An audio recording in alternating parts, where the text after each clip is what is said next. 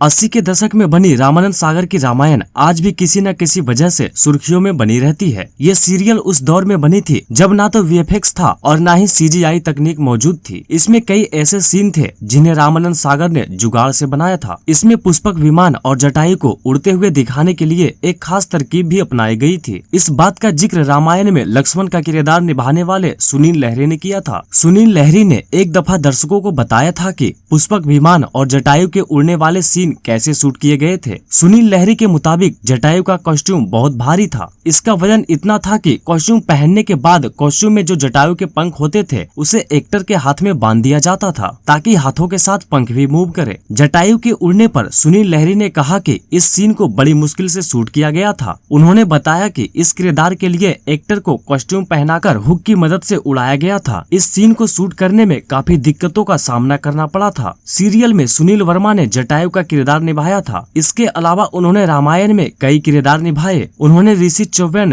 रावण के पुत्र और सुदीक्षण मुनि का रोल भी निभाया था। सुनील लहरी ने कहा था कि पुष्पक विमान हजारों वर्षों से भारतीय संस्कृति का एक अहम हिस्सा रहा है। उन्होंने बताया कि पुष्पक विमान हजारों साल पुराना है और इसी को ध्यान में रखकर इसका मॉडल भी सीरियल के लिए तैयार किया गया था। सुनील लहरी ने कहा था कि पुष्पक विमान को आज तक किसी ने नहीं देखा, इसलिए सीरियल में दिखाया गया पुष्पक विमान कल्पना पर बेस्ड है। उनके अनुसार इसके लिए कुछ स्केच तैयार किए गए थे जिसे रावण के व्यक्तिगत को ध्यान में रखते हुए बनाया गया था। कुछ लोगों से बात करने के बाद इसका फाइनल स्केच रेडी किया गया था और इस तरह पुष्पक विमान का डिजाइन तैयार हुआ था। इसके अलावा सुनील लहरी ने राम रावण युद्ध की शूटिंग से जुड़ा हुआ भी एक किस्सा शेयर किया था। इस सीन में कई सैनिक दिखाए गए थे लेकिन असल में ऐसा नहीं था। सुनील लहरी ने बताया था कि इस सीन में काफी लोग मौजूद थे। इसे शूट करने के लिए स्टूडियो के अंदर करीब 8 फुट ऊंचे शीशे लगाए गए थे। इसमें एक हिस्से को इसलिए छोड़ दिया गया था ताकि वहां कैमरा लगाया जा सके। कैमरे को कुछ इस तरह से एडजस्ट किया गया था कि वो शीशे में नजर न आए। इसी सेटअप से ऐसा इफेक्ट क्रिएट किया गया था कि ऐसा लगे कि वहां हजारों लोग मौजूद है। इसी का एक प्लेट बनाकर रावण और राम के पीछे क्रोमा के जरिए सेट किया गया था।